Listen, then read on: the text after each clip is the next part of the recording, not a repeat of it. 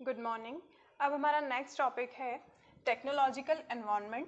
Technological environment क्या होता है, जैसे कि अभी हमने पूरी हमारी सराउंडिंग्स की बात जो हमने की थी वो पॉलिटिकल एनवायरनमेंट की भी की थी और हमने इकोनॉमिकल एनवायरनमेंट की भी की थी, उसमें हमने इंडस्ट्रियल पॉलिसीज़ भी पढ़ी थी। अब यहाँ टेक्नोलॉजिकल एनवायरनमेंट की बात है जिसको हम थोड़ा डीप में जाके स्टडी करेंगे। तो टेक्नोलॉजी हमें पता है कि क्या होती है, टेक्नोलॉजी वर्ड क्या होता है, टेक्निकल वर्ड होता है, टेक्निकल वर्ड से टेक्नोलॉजी लिया गया है। अब टेक्नोलॉजी में क्या होता है, जो गैजेट्स हम यूज़ करते हैं, जो मशीन हम यूज़ करते हैं वो अपडेटेड होके आती जाती हैं। तो वो क्या होता है, जब उसको हमें हमारे जो भी वर्किंग एनवायरनमेंट होता है या हमारी जो डेली के जो लाइफस्टाइल होती है उसके अंदर ये सारी चीज़ें चेंज करनी पड़ती हैं। जैसे कि क्या, हम जब नया नया सेल फ़ोन आए थे, मोबाइल फ़ोन, तो वो कीपैड वाले आते थे। आज टेक्नोलॉजी कितनी ज़्यादा आगे बढ़ चुकी है कि स्मार्टफोन ले रहे हैं सब, और जो कीपैड वाले की जो डिमांड है वो बहुत ज़्यादा कम हो गई है। तो ये तो एक नॉर्मल एग्जांपल था। इसी तरह संस्था में जो हम चेंजेस करते हैं तो वो हम क्यों करते हैं, तो ये हम आगे स्टडी करते हैं। इसमें देखिए, जेके गाल्बर्ट के अकॉर्डिंग टेक्नोलॉजी क्या है, एक सिस्टमैटिक एप्लीकेशन होता है, यानी कि एक व्यवस्थित तरीके से हम क्या करते हैं, अप्लाई करते हैं किस चीज़ को, साइंटिफिक ऑर्गेनाइज्ड नॉलेज को। कौन सी साइंटिफिक नॉलेज की बात हो रही है यहाँ, जो मशीनों को लेकर होती है, ठीक, उसको हम क्या करते हैं, इम्प्लीमेंट करते हैं। और जब उन मशीन पे हम रिसर्च वगैरह भी करते हैं, जब वो फाइनली बन जाती है तो क्या होता है, उसके जो प्रैक्टिकल टास्क होते हैं हम उनको काय में लाते हैं, हमारी वर्किंग में लेके आते हैं। सिस्टमैटिक एप्लीकेशन ऑफ साइंटिफिक और other organised knowledge to practical task. हमारी जो सिस्टमैटिक नॉलेज होती है हम उसको प्रैक्टिकल टास्क में लाने के लिए क्या करते हैं, अप्लाई करते हैं। अब इसके components, factors, elements, constituents of technological environment क्या होता है, तो एग्जाम में अगर इनमें से कुछ भी आपसे पूछते हैं कि कंपोनेंट क्या है, फैक्टर क्या है, तो आपको यही लिख के आने हैं। तो क्या क्या इसके कंपोनेंट्स होते हैं, इनोवेशन। टेक्नोलॉजी में इनोवेशन यानी कि नई नई खोज चलती रहती है, बार बार रिसर्च हम करते रहते हैं। अभी 4G फ़ोन्स चल रहे हैं, तो जैसे ही 4G उन्होंने लॉन्च किया था कंपनी ने, तो लॉन्च करने के जस्ट बाद ही वो क्या कर देते हैं, न्यू रिसर्च स्टार्ट कर देते हैं। वो उससे भी ज़्यादा क्या होती है, अपग्रेडेड होती है, अपडेटेड होती है, और जो टाइम होता है वो और कम लगता है, हमारा टाइम कंज्यूमिंग नहीं होती। टाइम कंज्यूमिंग नहीं होती है इसका मतलब ये है कि जो वो नेक्स्ट टेक्नोलॉजी लाते हैं वो 4G के कंपैरिजन में लेस टाइम कंज्यूमिंग होगी और ज़्यादा तेज़ी से, यानी कि इजीली चलने वाली भी होगी, बहुत ज़्यादा स्पीड भी उसकी हाई होगी। ये हम एग्जाम्पल ले रहे हैं, बाकी दूसरी मशीन्स में भी यही होता है। जैसे कि हम एजुकेशन डिपार्टमेंट का एग्जाम्पल लें, हमारे इंडिया का, तो हमें ये पता था कि फ्यूचर में कभी डिजिटल जो क्लासरूम्स होंगी वो होंगी, बट ये नहीं पता था कि कोरोना की वजह से अभी ही सब कुछ इतना ऐसा, मैं आपको ऐसे पढ़ाऊंगी ये तो मैंने भी नहीं सोचा था। तो ये टेक्नोलॉजी का ही जो इम्पैक्ट है वो हम देख रहे हैं कि ये इनोवेशन की वजह से ही है। अगर मोबाइल फ़ोन्स, कैमरा और ये इनोवेशंस नहीं हुए होते तो इस तरह से आपकी भी क्लासेस नहीं लग रही होती हैं। तो ये इनोवेशन ही है एक तरीके से। नेक्स्ट आता है गवर्नमेंट पॉलिसी ऑन टेक्नोलॉजी। जब कोई रिसर्च डेवलपमेंट होता है और उस चीज़ को जब हमें मार्केट में लाना होता है तो हमको उसको पेटेंट कराना होता है, गवर्नमेंट की परमिशन लेनी होती है। और जब गवर्नमेंट उससे सहमत होती है कि हाँ, हम हमारे देश को कुछ नया और अच्छा देने वाले हैं जिससे उनको उनके उद्देश्य प्राप्त करने में और आसानी होगी या उनके लिए वो हेल्पफुल होगा, तो गवर्नमेंट भी अपने नियमों के अनुसार, अपनी पॉलिसी के अकॉर्डिंग उसको क्या करती है, अनुमति भी देती है और हमें हेल्प भी करती है। कई बार क्या होता है, अधिकतर गवर्नमेंट जो होती है, जो रिसर्चर्स होते हैं, उनको फंड अलॉट करती है ताकि वो अपने जो कंट्री है उसके लिए कुछ ना कुछ नया रिसर्च करें और उनको उनके हेल्प के लिए दें। फिर नेक्स्ट इसमें आता है टेक्नोलॉजिकल ओरिएंटेशन। उसका इंट्रोडक्शन करवाना, किस चीज़ का, टेक्नोलॉजी का, जो भी नया बनाया गया है उसको इंट्रोड्यूस कराना। अभी भी फ़ोन्स का बहुत ज़्यादा यूज़ हो रहा है, गाड़ियों का क्यों हो रहा है। देखिए, कोरोना का अगर हम एग्जांपल लेते हैं तो कोरोना की वजह से बसेस बंद हो गई थी, लॉकडाउन में ट्रेन्स बंद हो गई थी। अब जब लॉकडाउन ओपन हुआ है तो लोग ऐसी पब्लिक प्लेसेस भी अवॉइड कर रहे हैं जहाँ पर बहुत ज़्यादा गैदरिंग होती है। तो जब हम व्हीकल्स की बात करें तो भले ही व्हीकल्स के रेट कितने भी ज़्यादा हाई हो गए हों, सब लोग अपने अपने लेना पसंद कर रहे हैं। तो क्या हो रहा है ना, उस पर और भी ज़्यादा रिसर्च करके वो और भी ज़्यादा स्पीड वाली, ज़्यादा माइलेज वाली जो व्हीकल्स हैं वो लाने की कोशिश कर रहे हैं और वो देना भी चाह रहे हैं किनको, अपने जो क्राउड है अपनी कंट्री का, अपनी जो पॉपुलेशन है उसको, ठीक। तो उसको वो ओरिएंट कराते हैं, लोगों में अवेयर करवाते हैं कि क्या नया लाए हैं। जैसे अभी दिवाली चल रही है तो बहुत सारी चीज़ें नई लॉन्च भी होती हैं, तो उनको भी उनका अवेयर करवाना पब्लिक को, उसका इंडक्शन देना जिससे पब्लिक उसको ज़्यादा से ज़्यादा जाने और परचेस करे। फिर वही बात अभी मैंने आपको बताई थी, रिसर्च एंड डेवलपमेंट। तो क्या होता है ना, नई नई खोज करते रहते हैं। फ़ोन 4G आए हैं, अभी स्मार्टफोन्स भी आए हैं, तो अब फ़ोन में भी आप n नंबर ऑफ़ एग्जाम्पल्स देखेंगे कि जिनको कैमरा का या फ़ोटोज़ का ज़्यादा शौक़ है तो वो बहुत अच्छा कैमरे वाला फ़ोन लेना पसंद करेंगे। जिनको म्यूज़िक का शौक़ है तो वो फ़ोन लेते समय म्यूज़िक सिस्टम चेक करते हैं। तो ये चीज़ें क्या होती हैं ना, ये रिसर्च और डेवलपमेंट से ही आया है कि एक ही चीज़ में आपको n number of varieties purchase करने को और कंज्यूम करने को मिल रही हैं। फिर नेक्स्ट आता है इसमें टेक्नोलॉजी इम्पॉर्टेंट एंड एब्जॉर्प्शन, यानी कि जो भी नई पॉलिसी किसी भी चीज़ को या किसी भी नई टेक्नोलॉजी को लेके आई है तो उसको हम लोग कितनी जल्दी अडॉप्ट करते हैं, हमारी संस्था के लिए भी हम कितनी जल्दी अडॉप्ट करते हैं। क्योंकि मैन्युफैक्चरिंग फर्म्स जो होती हैं, अगर उसमें पुराने ही गैजेट्स लेके आप काम करते रहेंगे तो वो प्रोसेस आज की जो गैजेट्स हैं उसके कंपैरिजन में स्लो भी होगा, रिजल्ट भी लेट निकल के आएगा, कम भी निकल के आएगा, हो सकता है क्वालिटेटिव भी ना हो भी सकता है क्वांटिटेटिव भी ना हो, टाइम कंज्यूमिंग हो, उसमें कॉस्टली भी हमको पड़ रहा हो। तो ये चीज़ें डिपेंड करती हैं। तो क्या होता है ना, जो भी नई टेक्नोलॉजी आती है तो एक बिजनेस में उसका महत्वपूर्ण रोल क्यों होता है कि वो उनको क्या करें, परचेस करके यूज़ करेंगे, उसके लिए यूज टू होंगे, अपने जो भी एम्प्लॉयज़ हैं उनको अच्छे से ट्रेनिंग देंगे तो हम इजीली और बहुत जल्दी समय में उद्देश्य बहुत अच्छा भी प्राप्त कर सकते हैं। फिर इसमें नेक्स्ट टॉपिक आता है the impact of technology on society. Society यानी कि हमारे समाज के ऊपर क्या प्रभाव पड़ता है टेक्नोलॉजी का। Technology affect various areas, obviously करता ही है। अगर इतनी ज़्यादा हाई टेक्नोलॉजी भी नहीं आई होती तो बच्चों की शिक्षा में भी बहुत नुकसान होता।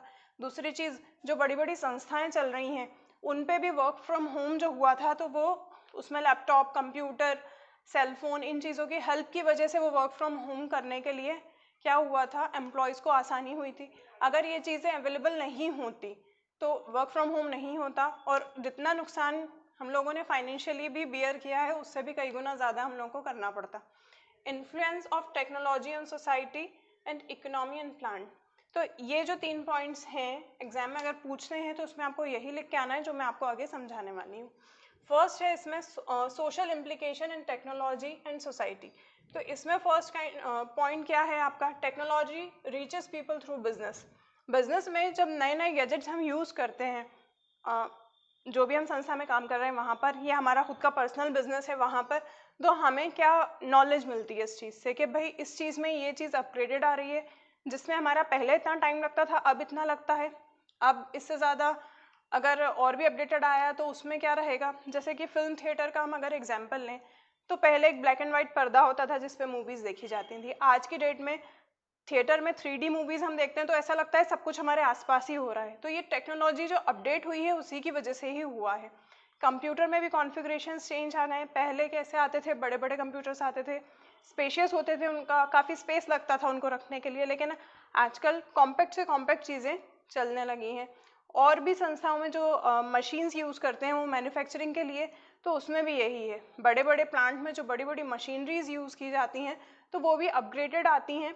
तो वो संस्था अपनी नीड एंड रिक्वायरमेंट के अकॉर्डिंग क्या करती है, चेंज करती है, ताकि उनका जो उद्देश्य है उसको प्राप्त करने में थोड़ा समय भी कम लगे, उनका खर्चा भी कम हो और वो थोड़ा जल्दी भी उस पर क्या कर सकें, अचीव कर सकें। फिर नेक्स्ट आता है high expectation of consumer. Consumer अच्छे से अच्छा चाहता है, उनकी जो एक्सपेक्टेशंस हैं वो हाई हैं। फ़ोन की बात कर लें या आप किसी भी गैजेट की बात कर लें जो अगर उन्होंने अभी ले लिया है और अगर वो 1 महीने बाद भी परचेस करना चाहेंगे तो वो वही चीज़ नहीं लेंगे। ये ह्यूमन नेचर है कि वो चीज़ों से एक टाइम के बाद बोर हो जाते हैं, चाहे वो उनकी कितनी भी फेवरेट चीज़ क्यों ना हो। तो क्या होता है ना, वो हमेशा अपग्रेडेड टेक्नोलॉजी चाहते हैं। सेकंड पॉइंट उनका ये रहता है कि जब हम आपको पैसा दे रहे हैं, अमाउंट दे रहे हैं, तो हमें अच्छे से अच्छा चाहिए। ठीक है।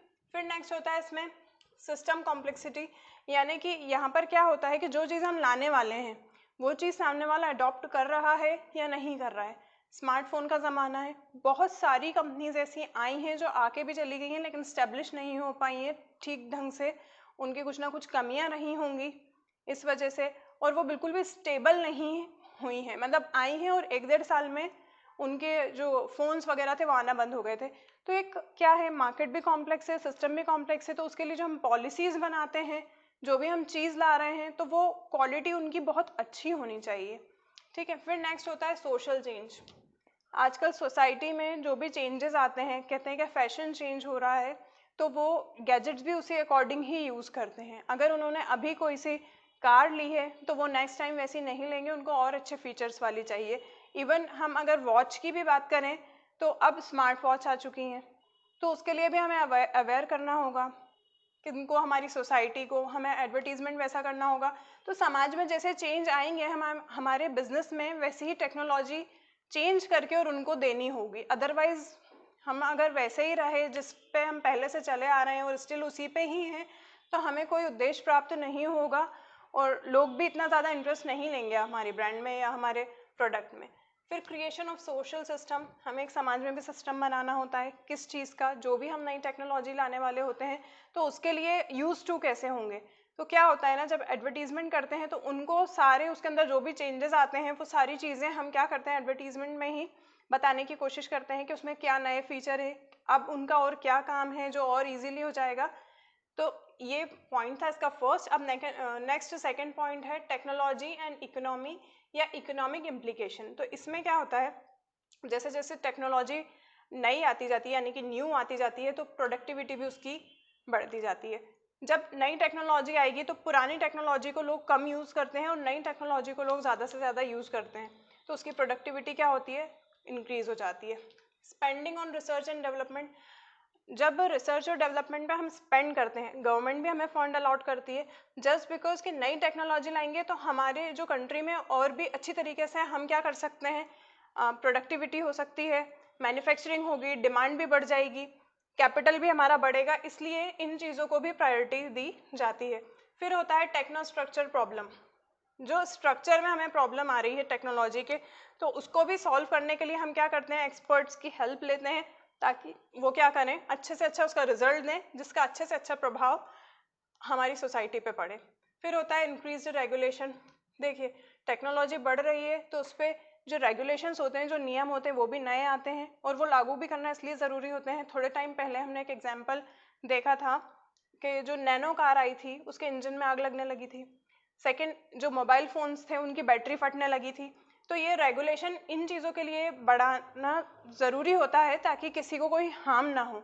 चीज़ें आप कितनी भी अपग्रेडेड बना दें लेकिन अगर उससे एट दी एंड किसी ना किसी को नुकसान होगा तो फिर वो बेनिफिशियल भी नहीं होगी और उसको इतनी ज़्यादा फ्रीली यूज़ भी करने के लिए नहीं दिया जाएगा, ठीक है।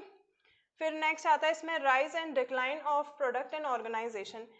जितनी तेज़ी से हमारा जो मार्केट है वो बढ़ता है, यानी कि जो प्रोडक्ट लाइफ साइकिल होती है वो हमने पहले भी पढ़ी है।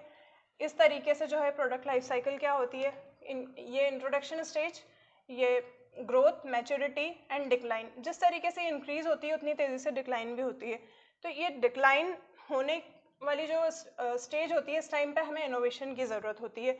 इसलिए हम लोग क्या करते हैं, प्रोडक्ट में और हमारी संस्था में नए नए चेंजेस लाते हैं ताकि हमारे जो कस्टमर हैं वो रेगुलर कस्टमर रहें, जो हमारी सोसाइटी है उनको भी उसका फ़ायदा मिलता रहे।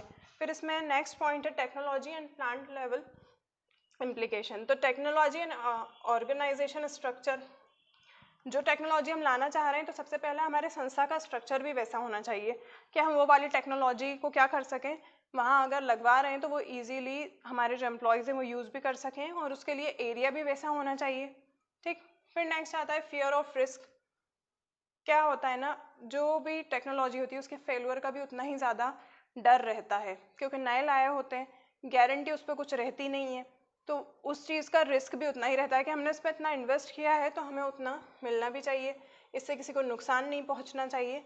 तो ये चीज़ें भी होती हैं। फिर रेजिस्टेंस टू चेंज, तो इसमें एग्जांपल है adapting new technology is expensive and risky. Risky इसलिए है क्योंकि हमें कंक्लूजन नहीं पता है कि वो कितने टाइम तक के लिए बेनिफिशियल है, और एक्सपेंसिव इसलिए है क्योंकि वो नई है तो उसमें पैसा भी ज़्यादा हमें हो सकता है लगाना पड़ जाए। फिर टोटल क्वालिटी मैनेजमेंट, यानी कि जो हम टेक्नोलॉजी का यूज़ करते हैं तो उसमें हम एक क्वालिटी पे बात नहीं करते हैं, हमारी हर चीज़ पे उसमें हम फोकस्ड रहते हैं कि हर चीज़ की जो क्वालिटी होती है वो मेंटेन होनी चाहिए, हर चीज़ की क्वालिटी को हमें चेक कर लेना चाहिए तो ये किसका काम होता है? ये ऑर्गेनाइजेशन में जो एम्प्लॉयज़ होते हैं उनको जो ट्रेनिंग दी जाती है, उसके बाद ये वाला पूरा जो टोटल क्वालिटी मैनेजमेंट वाला पॉइंट आता है उस पर फोकस्ड रहा जाता है कि स्टार्टिंग से एंड तक जो क्वालिटी है वो मेंटेन रहे, उसका मैनेजमेंट जो है वो प्रॉपर रहे। फिर लास्ट आता है इसमें फ्लेक्सिबल मैन्युफैक्चरिंग सिस्टम। तो फ्लेक्सिबल मैन्युफैक्चरिंग सिस्टम कब होगा? जब हम जो नई टेक्नोलॉजी लाए हैं उसके लिए यूज टू हो जाएंगे, जब हम उसको यूज़ करते रहेंगे तो उस चीज़ के लिए हम एडिक्ट भी हो चुके हैं और हम इतने यूज टू हो चुके हैं कि हम बहुत आसानी से उसका फाइनल रिजल्ट तक पहुंच सकते हैं।